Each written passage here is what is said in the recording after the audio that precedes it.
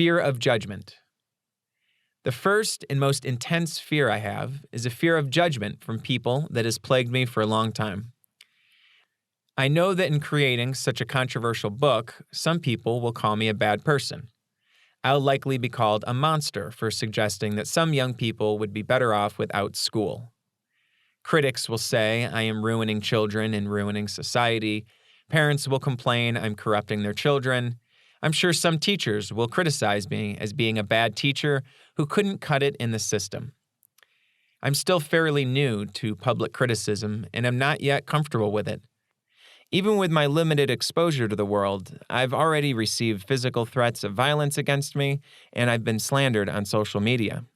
Even within the alternative education movement, I've been criticized for advocating for alternatives to school because, 1, I went through a conventional school, so I don't have personal experience with alternatives, and 2, I don't have children of my own who I've put through school.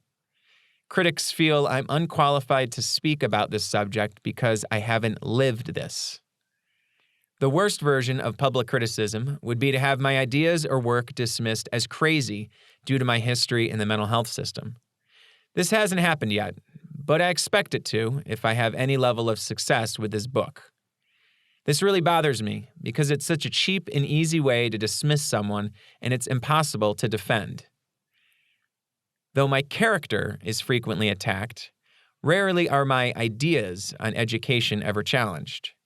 Most often, parents give me a mixed response and say, "You've got some great ideas, Jim, and I'm sure that will work for some kids, but that wouldn't work for all of them, and definitely not mine." Let me be very clear that this book is not for everyone, but it's important that it be for anybody. What I mean by that is that some young people simply won't be interested in the content of this book. It's not for them, and that's perfectly okay.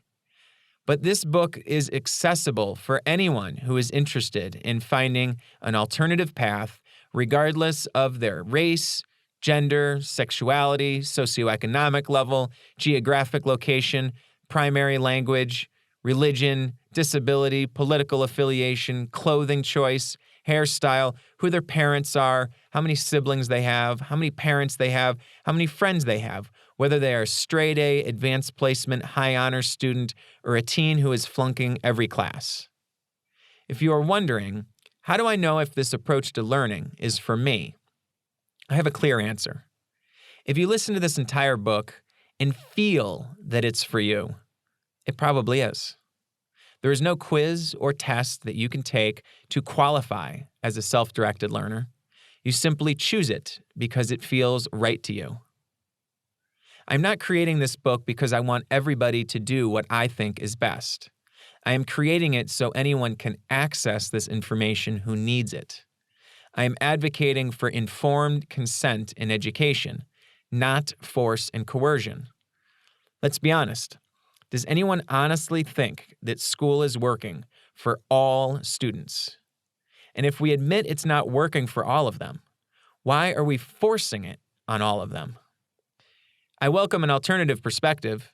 If someone could convince me our modern school system is fine and that I am wasting my efforts trying to change things, then it would save me a lot of time, energy, and stress. I'd be grateful for that. I could redirect my efforts towards solving a different problem. Maybe I'd even put my biomedical engineering degree to use and make some money. My parents would be thrilled.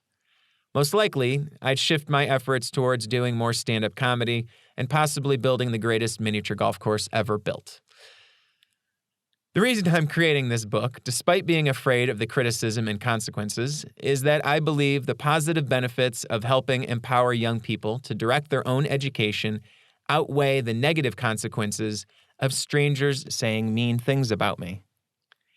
I pick and choose my battles, and this is one worth fighting for. To me, transforming education is not just about finding better ways to learn. To me, the battle is much larger than that. Just a few tragic statistics about the current mental health conditions of teens is an indicator that we have a serious cultural problem on our hands. Children today are more depressed than they were during the Great Depression and more anxious than they were at the height of the Cold War, reference 32. Between 2009 and 2017, rates of depression rose by more than 60% among those ages 14 to 17 and 47% among those ages 12 to 13. Reference 33. Teens report being more stressed than adults and state school as a leading stressor. Reference 34. The number of children and teenagers who were seen in emergency rooms with suicidal thoughts or having attempted suicide doubled between 2007 and 2015. Reference 35. Working to solve problems like this motivates me to endure the fear of judgment from others. Another way I deal with the fear of judgment is to talk with mentors and friends who have dealt with similar challenges themselves. This helps reassure me that my fears are not unreasonable and that they are simply a part of the process of trying to do something great.